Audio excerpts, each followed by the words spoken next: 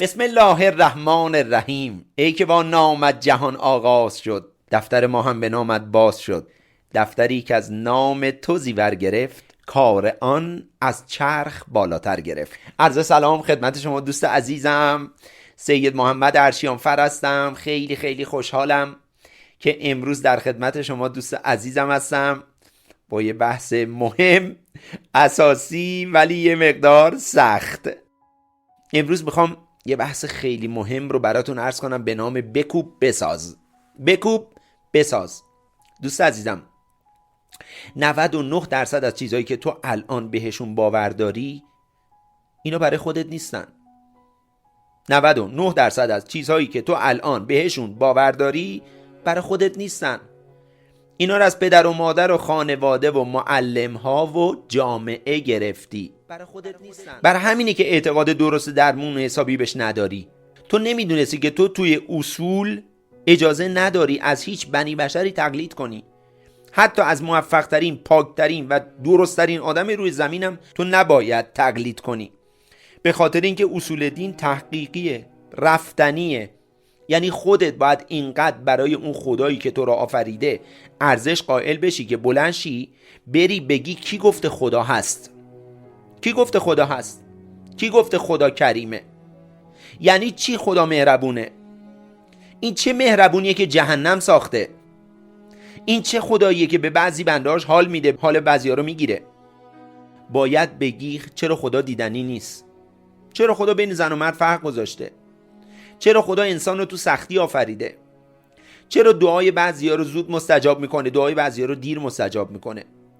چرا خارجی ها مثلا اینقدر تو رفاه و آسایشن، بعضی کشورها اینقدر تو سختی هن؟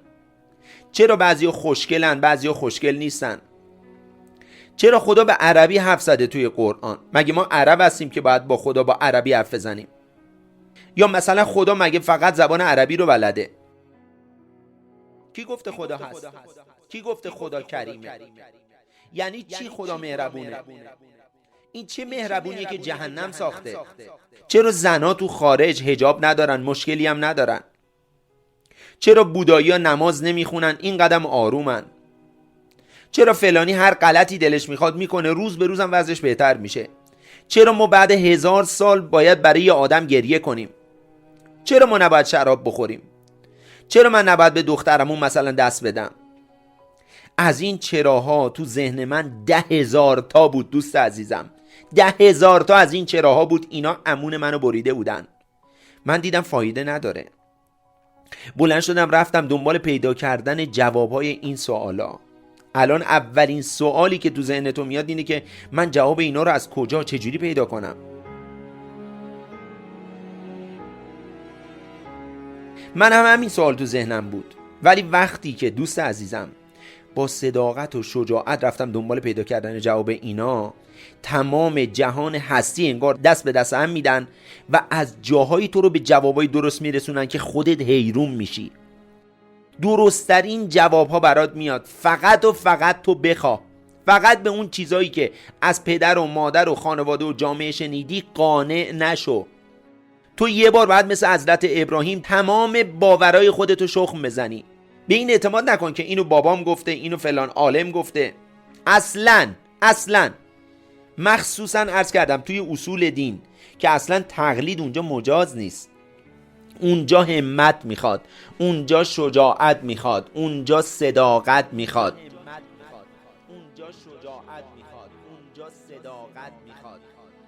فقط و فقط تو بخواه. تمام جهان میان در خدمتت. میدونی چرا؟ چون اساس این عالم دوست عزیزم بر هدایته.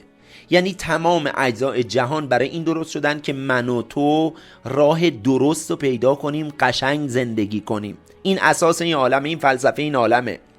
پس روی کمک تک تک اعضای جهان هستی میتونی حساب کنی تا به جوابهای درست دست پیدا کنی. فقط و فقط تو بخواه. ببین دوست عزیزم، مثلا مثال برات میزنم. کسی که الان 2 روز غذای شور میخوره، 2 روزه داره غذای شور میخوره، اصلا هم آب نمیخوره، فقط غذای شور میخوره، آبم نمیخوره. این الان به چی فکر میکنه؟ آفرین، به آب. داره به آب فکر میکنه. هر وقت من و تو جوری پیدا کردن جواب این سوالهای اساسی این عالم برامون مثل خوردن این آب اینقدر آتش داشتیم، اینقدر تشنه‌وار دنبالش رفتیم، تمام اجزاء جهان هستی اون وقت میان جواب سوالهای من و تو رو به من و تو برسونن. الان که به برکت اینترنت دیگه سرعت رسیدن تو به جواب سوالات 5 میلیون برابر اون بیچاره‌ای بوده که 1000 سال پیش میخواسته جواب این سوالا رو پیدا کنه. الان من و تو توی طلایی ترین تاریخ زندگی بشر قرار گرفتیم. به همین اندازه که البته بگم ما جوابای درست تو دسترس ماست، کائنات هم به همون اندازه از من و تو توقع داره که بریم و بگردیم و جواب سوالامون رو پیدا کنیم. یه آیه تو قرآن هست که میفرماید یا ایها الذین آمنو لطفاً به ایمانهایی که قبلا آوردی دل خوش نکن. 99% ایمانهای ما تقلیدیه. یا ایها الذین آمنو. بابام نماز میخونده منم میخوندم، بابام هیئت رفته منم رفتم، مامانم میگه امام زمان هست منم میگم هست.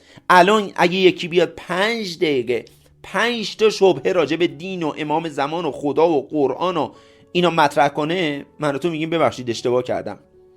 فقط کافیه یه نفر 4 تا شبهه گردن گلوف راجع به قرآن و پیامبر بیاره با من و تو مطرح کنه، تمومه دیگه، دست به قرآن هم نمیزنیم.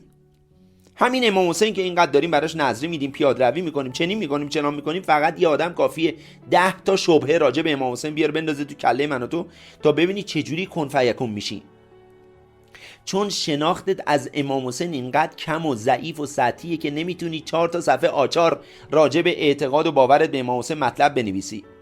شناختت از وحی و چگونگی اومدن قرآن اینقدر سطحیه که نمیتونی 5 دقیقه راجع به این 6000 تا آیه و چگونگی نزول اینا علمی صحبت کنی، دقیق صحبت کنی. 99% ایمانهای ما تقلیدیه. آره دوستان عزیز، ساختمان باورهای ما فونداسیون نداره، میلگرد نداره، آهن توش کار نشده. برای همینی که با کوچکترین زلزله فاتحه خونه باورهای ما خونده است. برای همینی که ما میریم توی جمعی اونا دارن راجع به مثلا الکی بودن خدا و دین و پیغمبر و اینا صحبت میکنن، میبینی خیلی زود حال تو بد میشه. از فردا دیگه حست به خدا و پیغمبر و دینم بد میشه. حتی برعکس، میری یه جایی میبینی اونا دارن از خوبی خدا و دین و پیغمبر و اینا صحبت میکنن، تو هم سریع جوگیر میشی و از فردا خودتو میندازی تو بغل خدا و پیغمبر. من این پروسه رو دوست عزیز گذروندم، مردم و زنده شدم، درد کشیدم مثل معتادایی که اثر مواد از تو تنشون چجوری میره بیرون، ولی گفتم محمد بمیری بهتره تا خدای الکی رو قبول کنی. یه دین الکی، یه پیغمبر الکی، یه قرآن الکی. خدا رو گذاشتم کنار، قرآن رو گذاشتم کنار، نماز رو گذاشتم کنار، همه چی رو گذاشتم کنار. میگفتم خدای مگه تو نمیگی من از هر زنده‌ای زنده ترم؟ مگه تو نمیگی من از هر دیدنی دیدنی ترم؟ از هر نزدیکی نزدیک ترم؟ اگه تو فیک نیستی خودتو به من نشون بده. من که میگم فیکی، من که میگم الکی هستی، ولی اگر فیک نیستی خودتو به من نشون بده. علت این کارم هم که این کاری که کردم یه قاعده فلسفی بود که توی اون میگه تا نتونی چیزی رو نفی کنی نمیتونی اثباتش کنی. اون قاعده فلسفی میگه تا یه چیزی رو نتونی نفی کنی نمیتونی اثباتش کنی.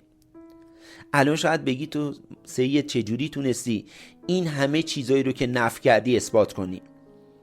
الانم بهت میگم دوستان عزیز، این اثبات کردن این چیزا کار من و تو نیست. ما انسانیم.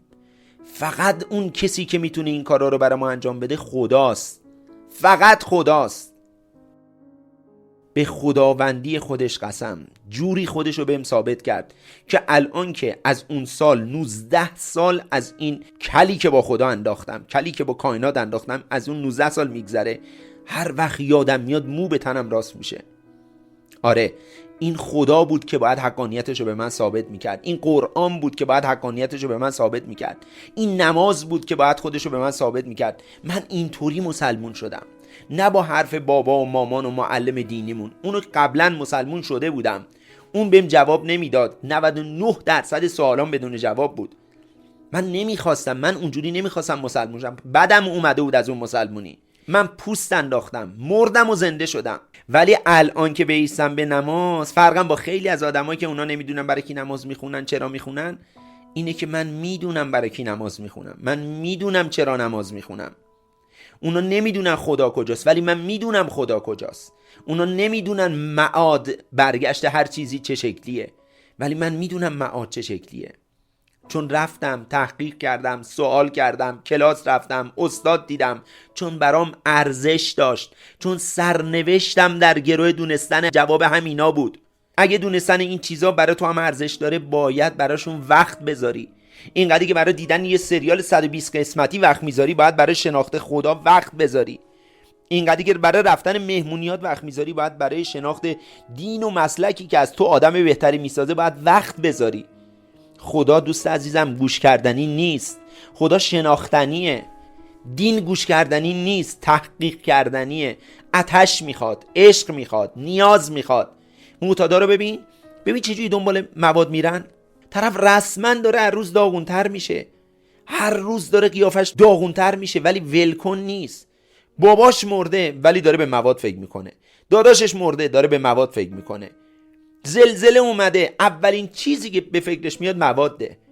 من و تو هم باید برای شناخت واقعی از حقیقت این عالم مثل همین معتاده بشیم، همش به این چیزا فکر کنیم، چون همین چیزاست که زندگی ما رو عوض میکنه. فقط تو بخواه.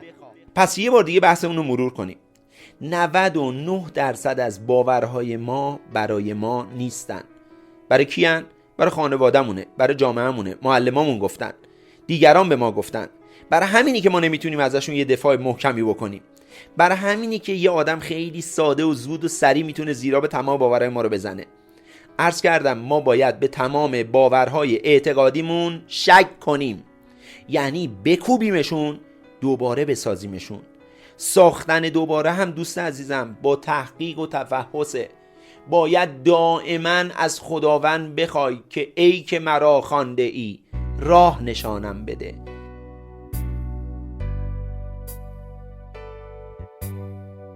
ای که مرا خوانده ای راه نشانم بده. من آوردی تو این کره زمین ول کردی، باید لحظه به لحظه همونجوری که خودت گفتی راه نشون میدم، باید راه به من نشون بدی. والذین جاهدوا فینا لنهدینهم سبلنا. هر کس ببینم حرکت میکنه تو راه ما تلاش میکنه، ما راه ها رو بهش نشون میدیم. لنهدینهم سبلنا، ما راه ها رو بهش نشون میدیم. دائما از خداوند بخواه خدای راهو بهم نشون بده، خدای بهم راهو نشون بده، خدای من نیازمند هدایتتم، خدای نیازمند نشانه هاتم، پیاماتو بفرست، میخوام پیاماتو بگیرم، نشانه ها رو بگیرم. ای که مرا خوانده ای راه نشانم بده، بفهمم خدای برای چی به دنیا اومدم. و 100% خداوند این کارو برات میکنه، چون اصلی ترین وظیفه خدا هدایت من و توه. یادت باشه خدا انگار هیچ کاری تو این دنیا مهمتر از هدایت و دستگیری من و تو نداره. فقط یه شرط داره: صادقانه بخواه، شجاعانه بخواه. صادقانه بخواه، شجاعانه بخواه. بگو راهو بهم نشون بده. ازت خواهش میکنم جواب سوالامو بهم بده. نمیخوام جواب این سوالا رو از بابام بگیرم، از مامانم بگیرم. اینا سوالاییه که فقط تو میتونی جواب بدی. من جواب تو رو میخوام، جواب بابامو نمیخوام، جواب مامانمو نمیخوام، جواب معلم دینیمو نمیخوام. از تو جواب میخوام. خدای راهو بهم نشون بده. خدای بهم راهو نشون بده. خدای من نیازمند هدایتتم. خدای نیازمند نشانه هاتم. پیاماتو بفرست. میخوام پیاماتو بگیرم، نشانه ها رو بگیرم. ای که مرا خواندی راه نشانم بده. بعد ببین خداوند چجوری به جواب میده. جوری به جواب میده که اینقدر دلت نسبت به اون کاری که داری انجام میدی قرص و محکم میشه که تمام دنیا اگه جمشن بخوان شک و شبهه تو دلت بندازن نمیتونن. این اثر و خاصیت جوابهاییه که خدا میده. از خدا بخوایم هر لحظه دستمونو بگیره، کمکمون کنه، هر لحظه با همون حرف بزنه. تو بحث بعدی حالا عرض میکنم خداوند هر لحظه داره با ما حرف میزنه، ما این که صداشو نمیشنویم. دوستتون دارم. همین الان دستتو بذار رو قلبت. اون صدای ضربان قلبت با نام خدا داره میزنه، با عشق خدا داره میزنه. همین الان دستتو بذار رو قلبت، بگو خدایا دوست دارم. مرسی که هستی.